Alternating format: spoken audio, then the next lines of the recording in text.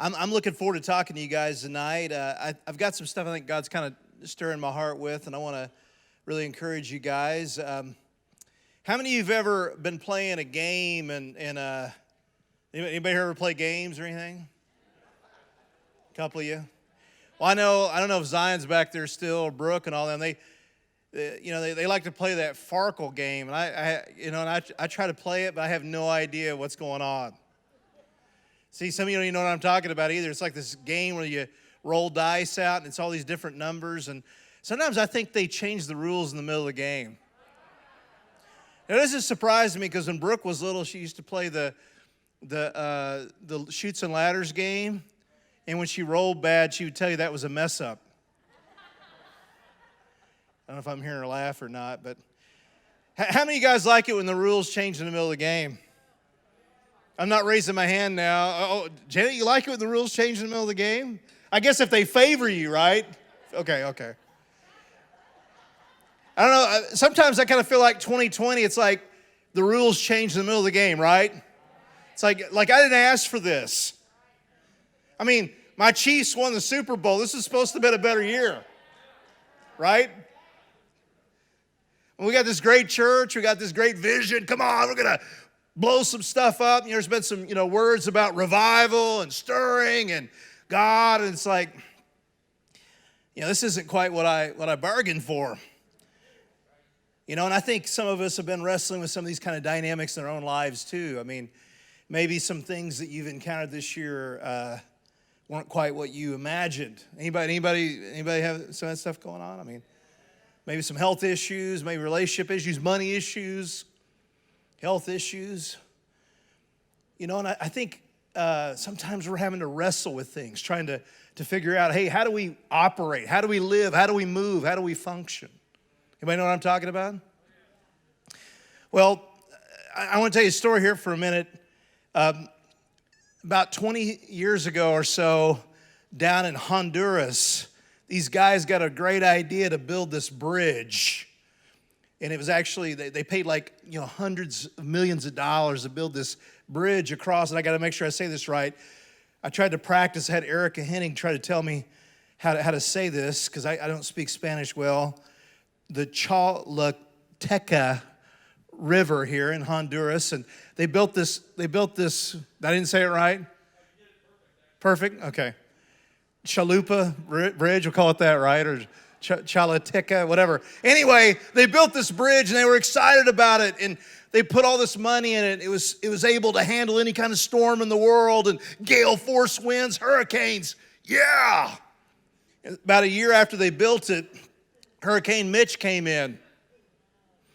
And they had like a week of just continual deluge of water just going. And these tech guys and the builders, they were so excited because their steel bridge held up. But there was a problem. The rain fell and the water washed, and it just kind of pushed away all the roads and all these things that were being decimated. And this bridge stood. But there was a problem. The river shifted out from under it. Could you imagine spending millions of dollars building this state-of-the-art bridge? And it's durable, it lasts, it's strong, it's solid, yeah! But now it's useless because the river actually goes to the right of it. I know some of you feel like it's been like that this year. It's like, hey, who moved my river? Who moved my stuff? I was reading a story not too long ago about Lewis and Clark. I mean, you ever studied Lewis and Clark in school? 2 or 3 of you, right? In case you don't know, Lewis Clark, they were, commissioned by Thomas Jefferson to explore the territory in the West. And their big responsibility was to find a water route across, the United States over to the Pacific Ocean. They were going to find this water route. And Lewis and Clark, they were expert raftsmen. They were expert when it came to moving on the water. And so they went as far as they could up the water, up the river. Then suddenly they ran out of water. And they came up over the area where they were, and suddenly they saw something that they never expected to see. Gigantic mountains. What do you do when you're a raftsman, an explorer, and suddenly now you got to climb up over the hill, and there's mountains. Some of his team didn't even know what they were. They were so huge. Can raftsmen become mountaineers? What do you do when the rules change in the middle of the game? What do you do when things don't go the way you expected? What do you do when you feel like you've heard a promise from God and suddenly it feels like that promise is not actually happening? Does anybody here know what I'm talking about? What do you do when you say, you know what, I imagined this to be different. Didn't imagine these things to be this way. I was thinking a little bit about that story from the Bible. There's Samuel, and he goes and puts all his heart, his passion, his life into Saul, being this king. And then toward the end there, Saul rips his cape. He speaks the word of the Lord and says, I'm taking the kingdom from you. And he began to weep because he put all his time, all his heart, all his passion into Saul just to watch Saul fail. Finally, the Lord got upset with him and he said, I think it's in 1 Samuel 15, verse 1. He said, how long are you going to mourn for Saul? You ever think about what it feels like to be Samuel in that kind of situation? Those moments. It's like, who changed the rules on this? I poured my life into this. I invested in this marriage year after year after year, and it feels like it's come up short. I poured my life into my business. I poured my life into all these different things. I've tried to get myself ready for ministry, and maybe, I've put in the time, I've prayed, I studied, and suddenly now things are coming up short. Does anybody know what I'm talking about? I hear some from the back. I guess you guys up front are all good, right? You guys got it all made. I have you come lay hands on me. I don't care if you got COVID. If you got it that good, that'll probably counteract it, I love how everybody's like, oh yeah, I got it good, no, you don't. I get it. It's church. You're supposed to put on a smile and act like everything is great, but I think there's a lot of people with disappointments right now. Shattered dreams. We see it on a number of levels, and I don't have all the answers, but tonight I want to wrestle with this question. I want to wrestle with these issues. I want to hopefully give us some hope. How many of you guys could use some hope? I could. What do you do when your engine blows up? What do you do when you lose the piece of the puzzle that won't let you ever finish it? Does that cause a problem for somebody?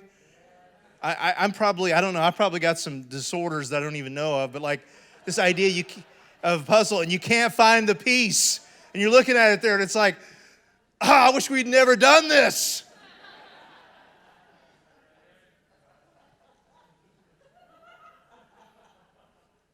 I don't know. But, you're waiting, you're wanting, you're longing, you're hoping. This is supposed to be the year for so many people of 2020 vision.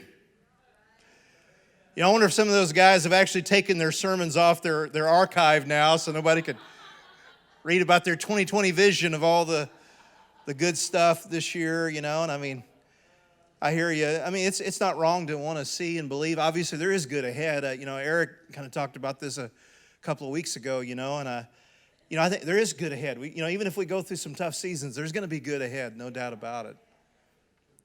But tonight I want to wrestle with this, and if you got your Bible here, we're going to look a little bit in Genesis, mainly chapter 4, but I'm going to touch just for a moment on Genesis chapter 3.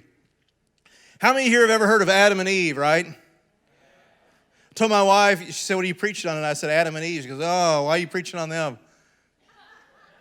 It's Christmas, man. You should be preaching on Adam and Eve. I'm sorry, I don't know. Adam and Eve received a promise. Even after a lot of trouble they'd been in, and you guys know this is not new.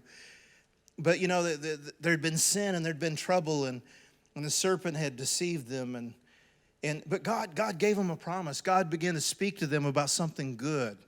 How many of you guys like it when God tells you about something good? I do. Listen, I'm going to tell you here tonight, if God's told you something good and you know in your spirit, man, it's good, you need to hold on to it. The things that God is speaking, the things that God is revealing, the things that He has showed you, don't you waver on that if He's told you. You stand strong. You believe. But Adam and Eve, and the Lord begins to prophesy, and Genesis 3:15 here. You guys know the story. And He's talking to the serpent. He's talking to Eve. And He's talking to Adam. But one of the things He says here is this: that I'm going to put hostility between the serpent and then this seed of woman. This woman is going to bring forth a child, offspring here, and there's going to be hostility. There's going to be a war between the seed of woman and the seed of the serpent, between her offspring and your offspring, a war. And this seed, this offspring, this promised one, he will strike your head, serpent, and you will bruise his heel.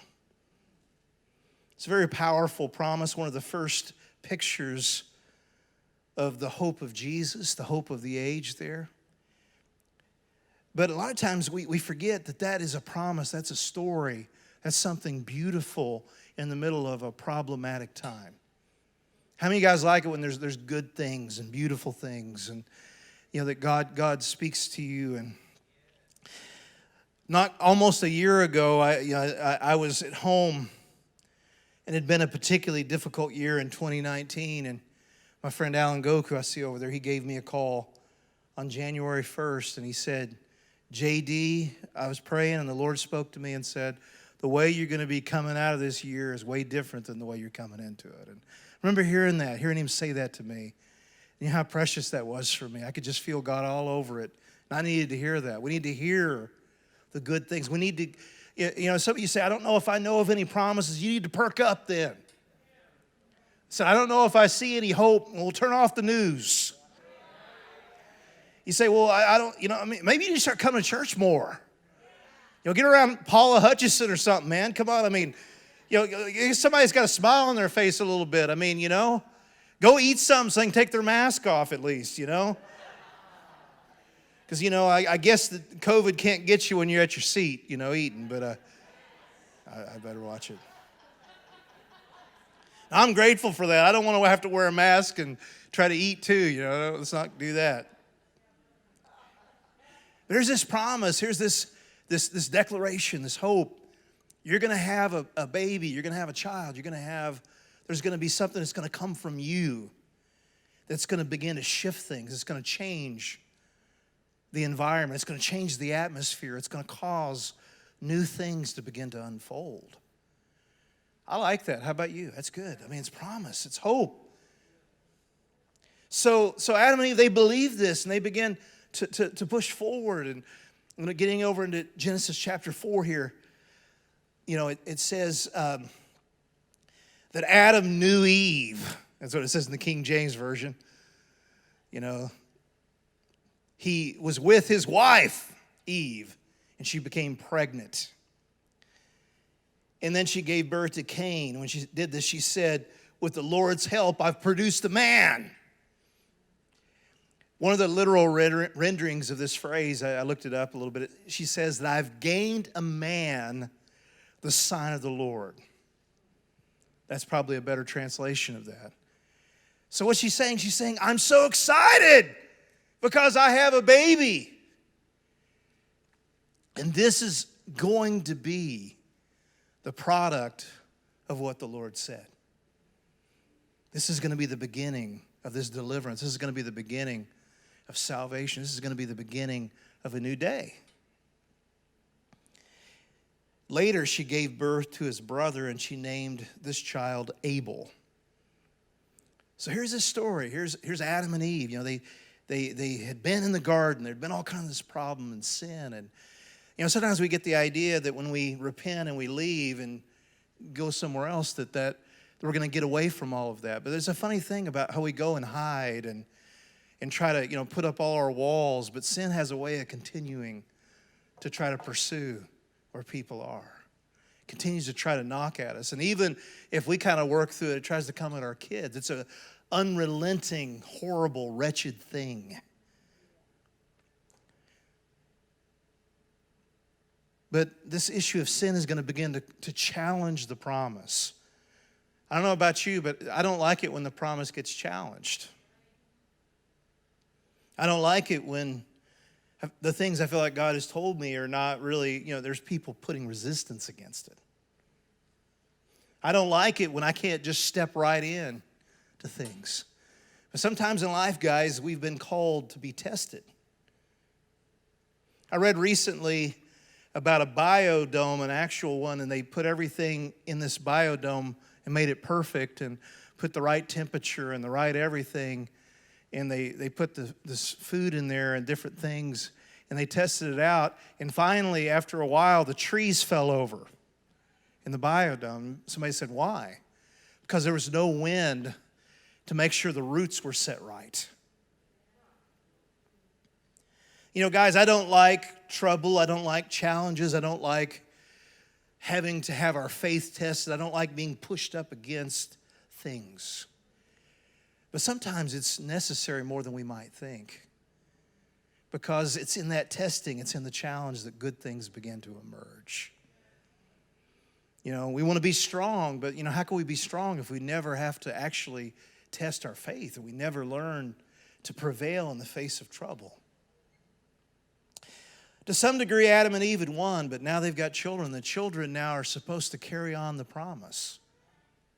See, some of you here, you may have it, but the question is, are we passing it on to our kids?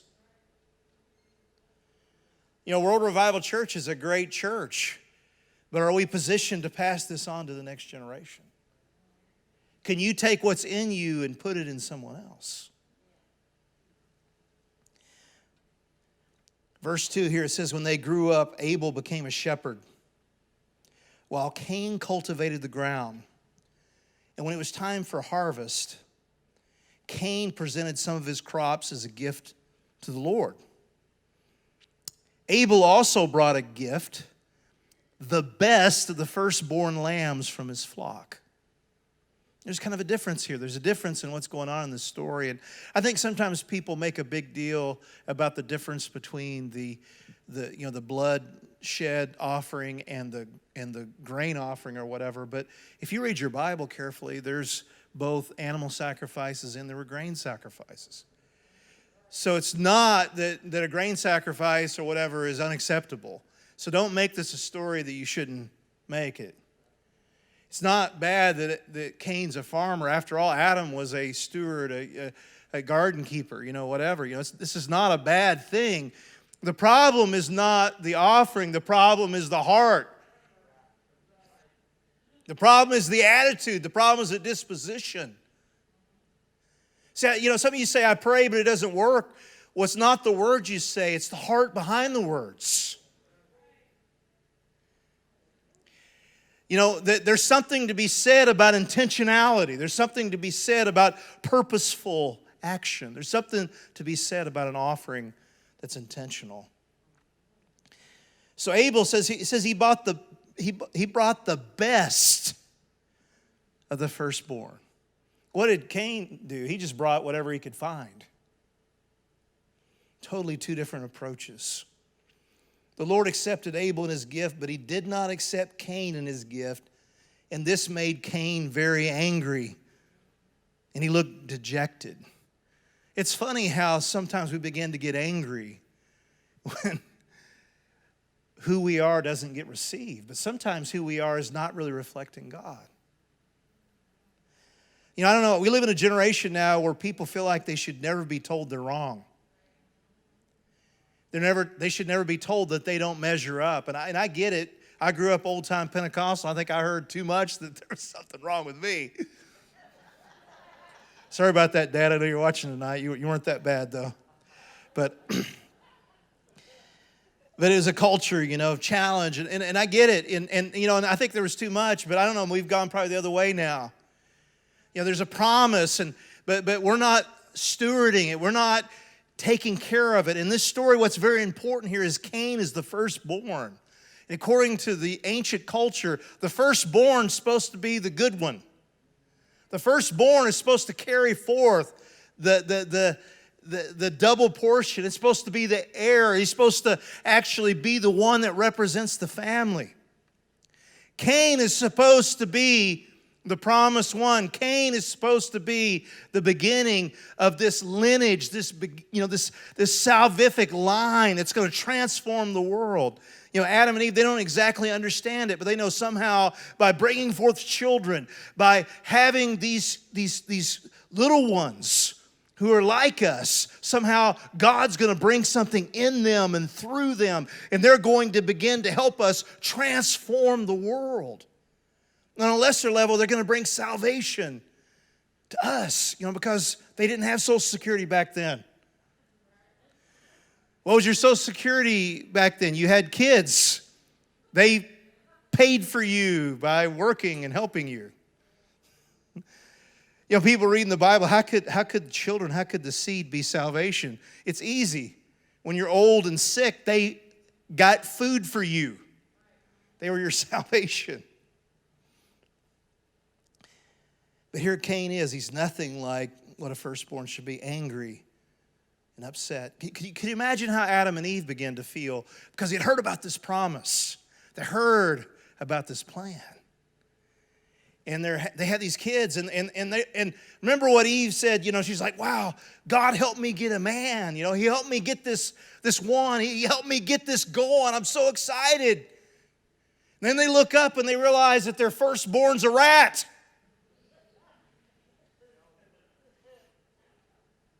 You can't be thinking of that about one of your kids right now, okay?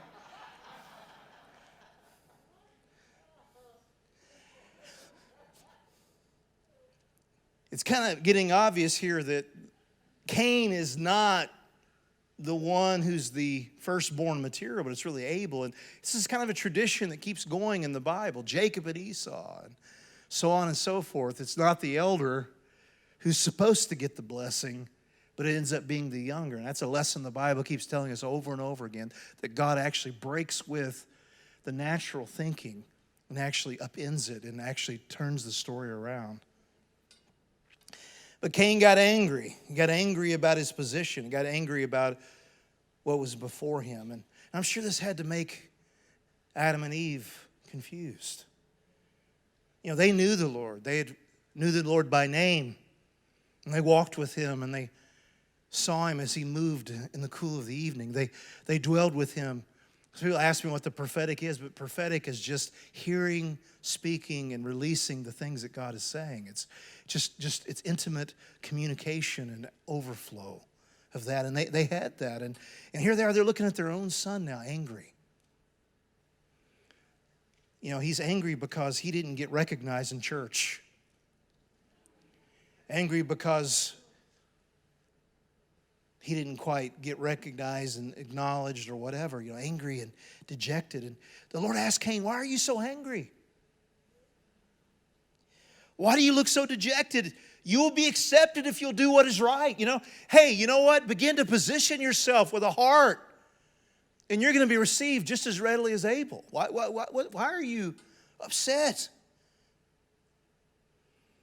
But if you refuse to do this, if you keep getting willful and angry, then watch out, because sin is crouching at your door, eager to control you. You must subdue it and be its master. It's like you either subdue sin or sin's going to subdue you. That's pretty serious. Can you imagine what Adam and Eve are thinking as they hear these things, as they're watching their kids? They're trying to figure out how this is going to go. And all they know is that they've got a promise that somehow, through the seed of woman, that the world is going to be made right. Somehow, things are going to begin to change. Adam and Eve didn't know all the things that we know today. They didn't have a Bible they could read and all the stories that we had. But all they knew was the things that God had spoke. And there was a promise. And they're watching things begin to go off the track in their family. Can you imagine that? Religious people having problems with their kids. Never happened. Never happens. So Cain is getting angry. He's getting bitter. He's missing the purpose. He's missing the calling somehow they've gone, out of the garden, and they've tried to teach them about the things of God, but somehow Cain hasn't really picked up on it. And God himself is warning him. He's trying to show him, he's trying to reveal to him that if he doesn't listen and he doesn't reposition himself, the things are going to go bad. Then it says this: one day Cain suggested to his brother, hey, let's go out into the fields. And while they were in the field, Cain attacked his brother Abel and killed him. What a terrible story. Can you imagine what it must have felt like for Abel, who really just wanted to honor the Lord, who really loved to worship, he really loved to give this abundant sacrifice. He obviously loved God, and it was already becoming revealed that he was the promised one. But imagine this: here's your oldest son with strength and extra resources and extra attention that the firstborn always gets. And knowledge of God and the instruction of his mom and dad, and even warnings from God himself. God speaking to him, trying to show him and help him move forward. But he doesn't listen. He lets his own anger and pride drive his behavior. And he's so fixated on his position and posture that he goes and kills his own brother. That's the kind of thing a religious spirit will do to you. You get mad at church people or somebody or this or that, and next thing you know, you're trying to kill your brother. It may not be always with weapons, but sometimes it's with words. Here we are. We're supposed to be a beautiful people filled with hope and goodness. We're supposed to, overlook some of the sins and learn to walk together and become people of honor and glory and power. Then we ourselves get angry at our own brothers and sisters. We get into a competition for status, a recognition, or place. I don't know if you realize this or not, but those are the kinds of things that wreck the promise. Otherwise, good people becoming something they were never meant to be. I don't know. How did Cain kill his brother? I don't know. I mean, did he get a rock and do it that way, or did he use his bare hands? I don't know. It's dreadful to think about. I know there's kids in the room. I don't want to make this any more unsettling than it is, but it is. You're supposed to be bothered when you read the story, because they left the Garden of Eden trying to build a new garden, and then they realized that the sin made it outside. That sometimes we try to save ourselves. We try to build our houses in the suburbs, drive our cars into the garage, believing that we're going to escape it all. But you're not always going to escape it. But what do you do when the promise seems dead? What do you do when everything was set up and now somebody's knocked all the pieces on the floor? Now, we've talked about Cain, we've talked about Abel, but let's talk about Adam and Eve for a minute. Could you imagine the horror they're feeling as they're now discovering that one of their own children has died? But not just that, this is the promised kid. This is the good kid. This is the kid that's going to actually carry this forward. Cain, I'm sorry, he's not going to pull this off. Not at this point. They know that. They're watching the whole promise and outworking of God get dashed to the ground. And worse yet, it's happened because of one of their own children. Because of someone that they brought into the world. I can just begin to imagine the cries, the shrieks that Eve began to make. I can imagine the frustration, the anger, and the confusion that Adam felt. What do we do now? What do we do now? I mean, there's a promise on our family. There's a promise on this bloodline. There's a promise That we're going to, in the midst of giants and wretched things, that we're going to bring forth something that will transform this cosmos. Something that will change the world. But how could this happen now? How could this be? How could have sin come in and wrecked our story? How could everything we've planned for be dashed to the ground? I don't know about some of you, but I know sometimes my family feels that way. I look at other families, they got their kids stuck at home having to do school on a computer. People can't go to work. I got evangelist friends that text me or whatever, and they can't go preach anywhere because churches that they normally go to have got the doors closed. People try to launch into a ministry and they can't even pay their bills. All kinds of things. People, it's like somebody ripped me off here. Somebody messed up what I'm doing. Somebody took the river right out from under me. And it makes you mad, doesn't it? Well, it makes me mad.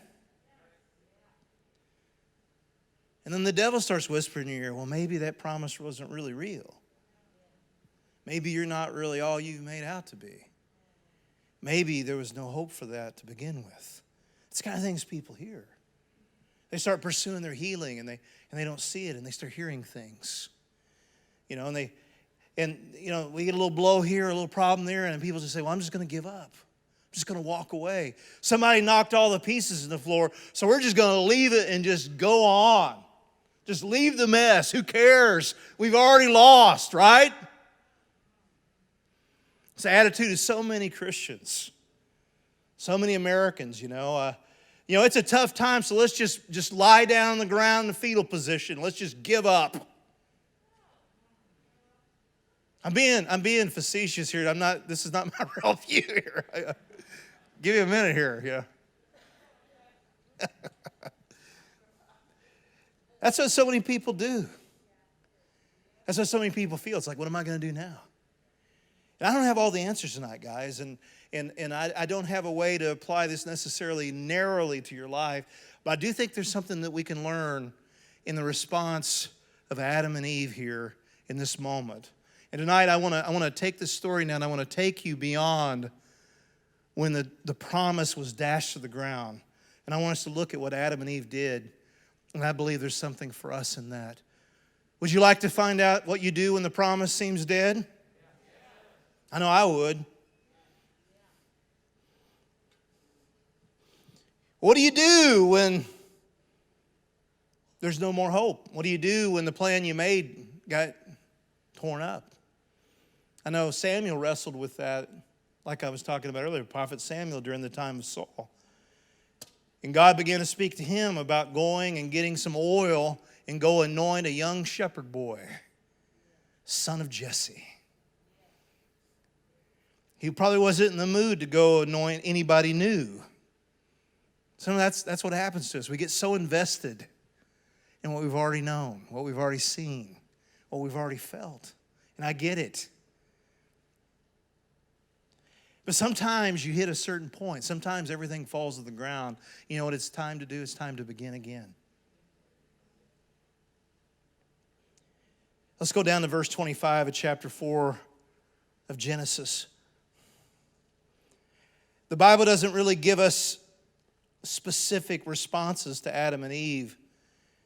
I'm only kind of, theorizing, but, I can't imagine any parent being okay with their child dying. I can't imagine them being okay with their own son, Cain, being driven out into the wilderness.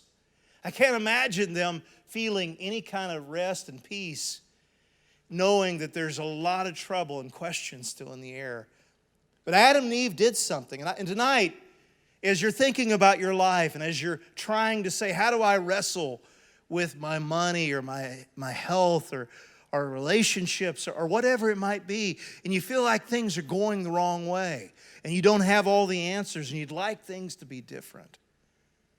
And tonight I believe that we can begin to see differently, to imagine differently, to begin to get a fresh vision from God that can shift things, can transform things. Here's what Adam and Eve did. Chapter 4, verse 25, it says that Adam knew his wife again, or laid with her again. And she gave birth to another son. I'm sure some of you say, yeah, but that's not Abel. Yeah, I know. Abel's dead. It's over. That sounds cold, I know. Forgive me. God looked at Joshua and said, how long are you going to mourn for Moses is dead. I'm getting it back with Samuel there. He said, Moses is dead. You know, when they get over to the promised land, Moses is dead. I mean, Moses was the great one, but he's dead now, and it doesn't do any good to keep trying to go back to him. Nobody wants Moses to be dead, particularly Joshua. But God said, hey, Joshua, Moses is dead. We got to move on. Cain is evil, and Abel is dead. There is no promised seed. What do? You go back and birth something new. You begin again. You trust God to bring things back to life in a whole new way. So Adam laid with his wife again, and she gave birth to another son. And she named him Seth, for she said, God has granted me another son in place of Abel, whom Cain killed. Now, I don't know how long these stories go, but I kind of get the idea sometimes Adam and Eve were pretty old by now. I don't know. Maybe they weren't. I get that people lived like 1,000 years back then, but let's say they were like 800 years old or something. I don't know. They weren't that old, but but this isn't easy to go back and start over when you're older, if nothing else. It's not easy to try to start again. I'm talking with pastors and leaders, and I'm reading books. Currently, right now, on average, most churches have only 35% of their congregation participating in person and online currently.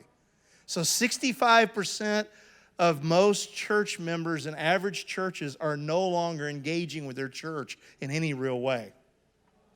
That's the national average right now. Do you know how dreadful that is? Now, what do you think those pastors are doing right now as they're looking at the offerings coming in or lack thereof? What do you think they're doing? And they're looking at their insurance payments and all these different things, and they're wanting. They had dreams of reaching their city, and they're not even sure if they can keep the doors open. This is real. This is happening right now. I'm sure it's true in some of our own church. People afraid to come back or whatever. Problems, issues. What does a pastor do? It's kind of like what happened there in the Honduras, the Japanese company that built the bridge. They got the big idea of going and redigging that river and trying to get it to flow back under the bridge. That's what you're going to see happening over the next year all over the United States with businesses and pastors. And they're going to be out there with their plows or their backhoes trying to, we're going to redig this river and get it back under our bridge. Because we're going to get things back to the way they're supposed to be. Guess what? That ship's done left. There's no going back. I don't know what it's going to look like ahead. I don't know what all we're going to face. But all I know is crying and wailing over what was, or what you've missed, or how it didn't work your way is not going to do you or me or anybody any good. Adam and Eve, they could have travailed and cried and done nothing. But there would have been no story. There would have been no Jesus. No Christmas. Instead, they went back and they said, we're going to birth something new. We're going to bring forth Seth. We're going to bring forth a new child. Some of you here, you say, I don't know what I need to do. I don't know how to make this stuff work. I feel like somebody changed the rules. That's fine. It's time to start a new game. It's time to start a new movement. It's time to get a fresh vision for what church can be and what it can do. Maybe we can't do what we did. Okay, let's do something new then. Maybe I can't operate the way I did. Well, great, let's find a way to operate better. People tell me I can't. Well, you just figure out a way to can.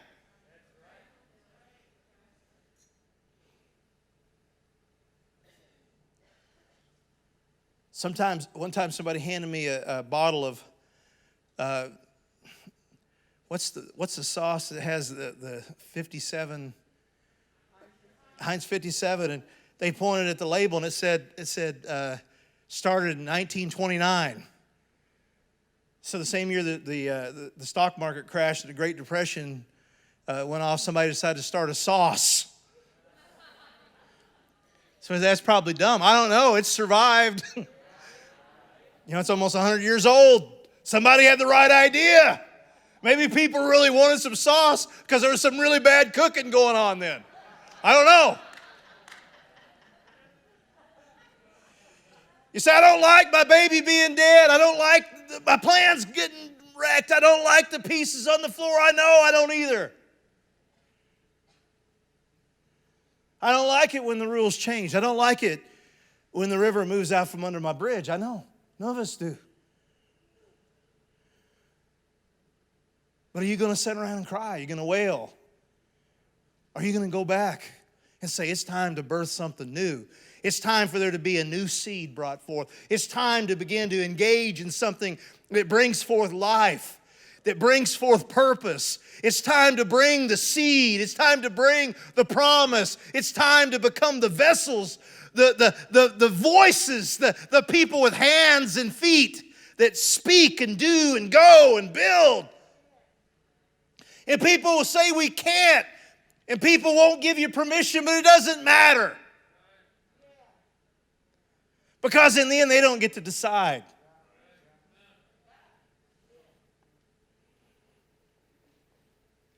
What do you do when everything is destroyed and everything is shattered? You've lost everything. You get up and you start again. You get up and you get some hope. You get up and you begin to birth something new. Sometimes the firstborn doesn't live up to their promise. That's all right. We can have a second or third if we need it. Not everything's righted on one person, one moment, 1 year, one election. There's more. Say, I don't like to lose. I get it. Who said you had to lose? We just got to find a new way to win.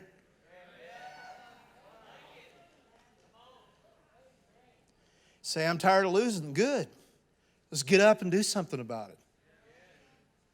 We can talk about 65% of Christians aren't going to their church. Well, let's figure out a way to get them back here. Let's figure out a way to make this church irresistible. Let's figure out a way to actually touch this city. Yeah, there may be a bunch of backslidden Christians that aren't coming back, but there's a lot of scared people out there that say, I probably need God. I sure wish somebody would help me find God. I wish I could find a church where I could actually feel God. So if some won't come back, great. We'll just give their chair to somebody else.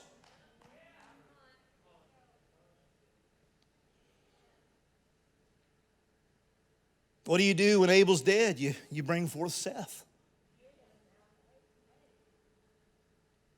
Tonight you're looking at me saying, well, this is easier said than done.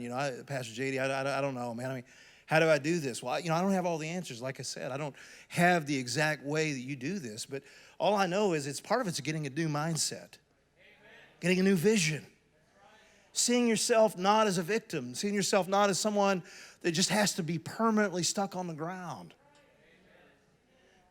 Sometimes the devil does get some, take some ground, but that's okay. You just take back more later.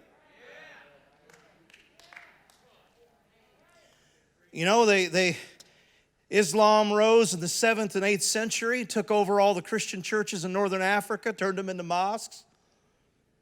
It's terrible. Fortunately now, 1,300 years later, there's a revival rising in the Middle East. Muslims are having dreams and visions of Jesus.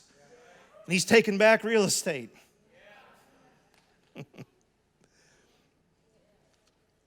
The loss is never permanent.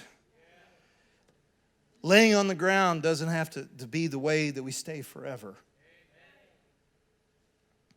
Adam and Eve saw the promise dashed to the ground, but they got a vision to go back and to birth something new. So what about you? What are you going to do? How are you going to respond?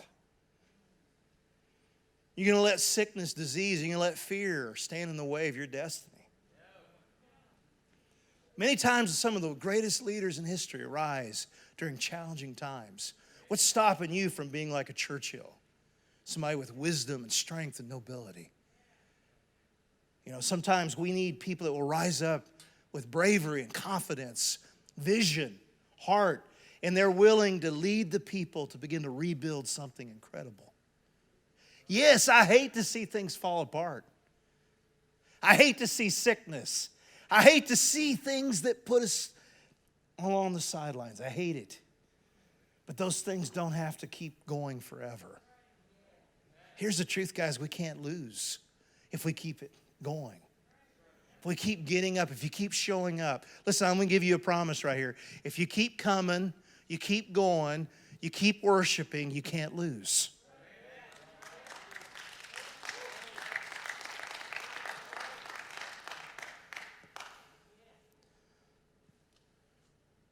You say, well, yeah, but sometimes the plan B is not any good. It's not any good. Well, are you sure about that?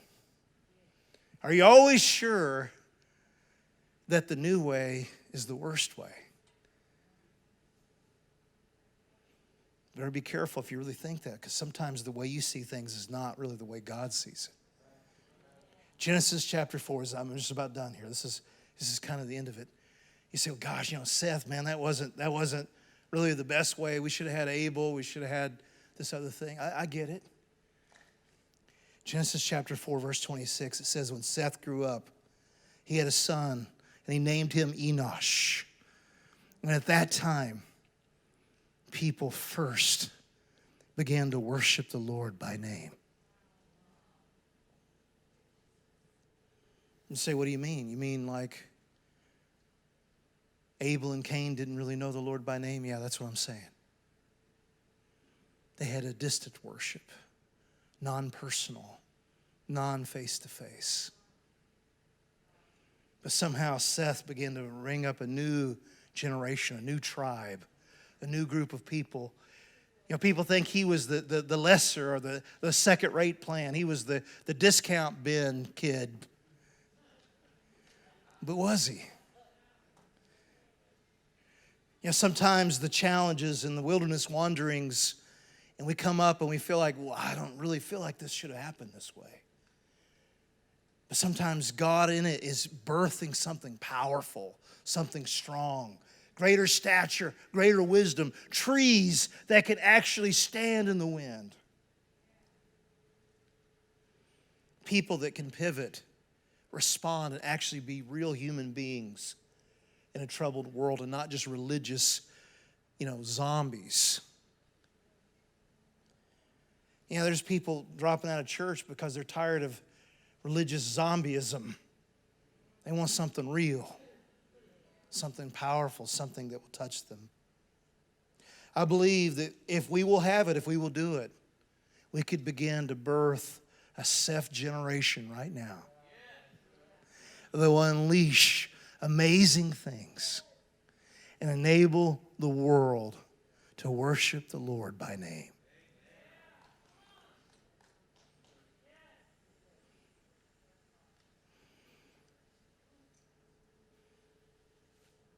You say, well, Pastor JD, I still don't like the fact that the river's been ripped right out from under me. I get it.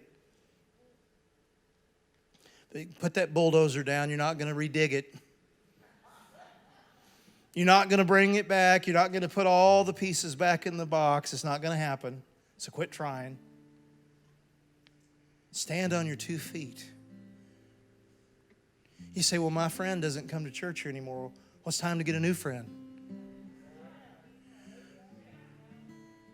Well, I wish the church did this. Well, you were the church. Maybe you could do it.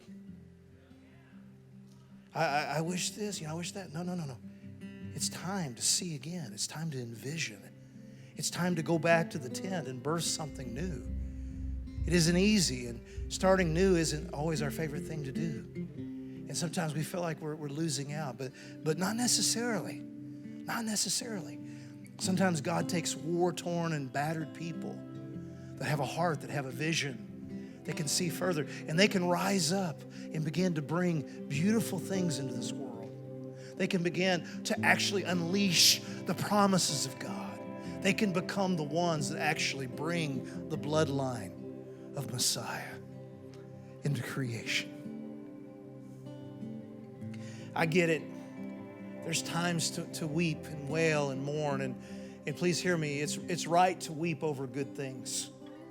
It's right to feel hurt in your heart when you've lost good people along the way. But guys, it doesn't do us any good to keep looking backwards. It doesn't do us any good to keep trying to navigate like we're river rafters when we're now in the land with mountains. We may have to kind of fumble our way through this. We may have to get a little bit of help, but we're going to find our way to that Pacific Ocean.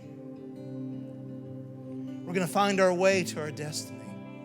The only way we could lose is if we give up. The only way that we could not become what God has envisioned is if we walk away. And I don't believe that this is the hour to walk away. If we will become the kind of congregation that begins to birth new things in this season, that as things get better, we will be on the front lines of things that will change this city and this nation.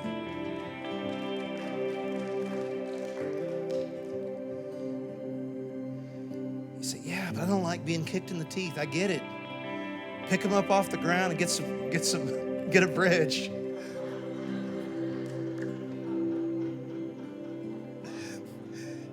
Say, I'm kind of walking with a limp. Well, get a cane. Do something. I mean, get up.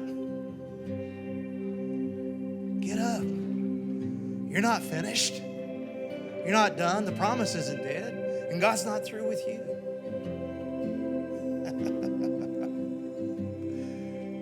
Just quit thinking about that old bridge. Those old things. They weren't really helping you as much as you think anyway. Learn some new things. See some new things. Become a new friend. Become a fresh voice. Envision God doing something way different than you've ever imagined. Let Him disrupt your life in a good way. Everybody wants to talk about the disruptions and the trouble and the turmoil. Well, how about we let God disrupt us? God interrupt us. How about we have God break in and shatter everything we've ever envisioned, everything we've ever seen. Let Him come and tear down the walls.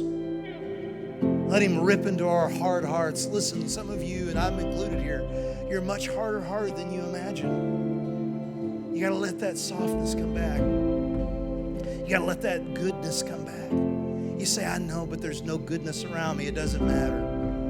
You say, you may be under stress. You may have high blood pressure. You may have all this stuff going on around you, but you've got to let that goodness come back. You got to let that joy come back. You got to let that smile come back. I know that we can't see it necessarily. We got to let it come back. We can see it in your eyes. I don't know about you, but I'm tired of the fear and the anxiety and the trepidation and the hesitation.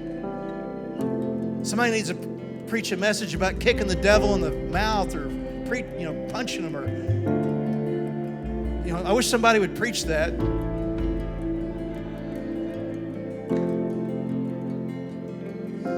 I'm telling you here tonight, not only going back and birthing something new, not only will it help answer the issues of the hour, but in many cases, what you're about to birth will actually be much better, much more beautiful, much more powerful and rooted in life, flesh and blood, in the stories that God wants to tell. You say, I'm afraid. Well, get over your fear. What have you got to lose? Why don't you stand up with me here tonight?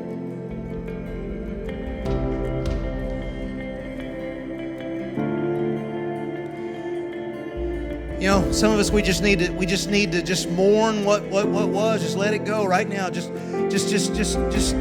let it go right now. Just try to think about it. Like I'm letting this go. I'm letting this thing I envisioned. Years ago, I dreamed I was going to be a part of a Christian rock and roll band. That's never going to happen. I mean, not singer. I was like bass player, but I wanted to be in a band. Way too old for that now. Let it go. Those mean things people said, just let it go. Those broken relationships that you can't fix, just let it go. Just let it go. Now I want you to begin to see, begin to envision what it could be. Envision what's beyond the horizon. Envision something more. Envision God putting World Revival Church and you right in the driver's seat. There's words about revival coming to Kansas City, into this region, and I believe them. The only question is whether we're going to get to be a part of them. We can be if we want. It's time. Begin to see, begin to get a vision. See what a Seth generation looks like. I speak over our church. I believe 2021 is going to be the beginning of a Seth generation.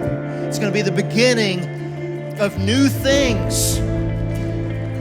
It may not come to light fully, but it's going to begin, and things are going to begin to shift. Things are going to begin to get better, and we're going to begin to see, and we're going to begin to be able to breathe again. It's coming. It's coming. Can you see it? Let it be. Let me pray for you here. I want you, after I pray, I want you to just cry out to God. I want you to cry out to God for renewing the hope and the promise. Father, right now, I got men and women here that I love, people that are amazing people, that love you, that love the church, that love, they want to see revival, they want to see great things. And I know there are men and women in here that are disappointed. They feel like they've been sidetracked. They feel like they're behind.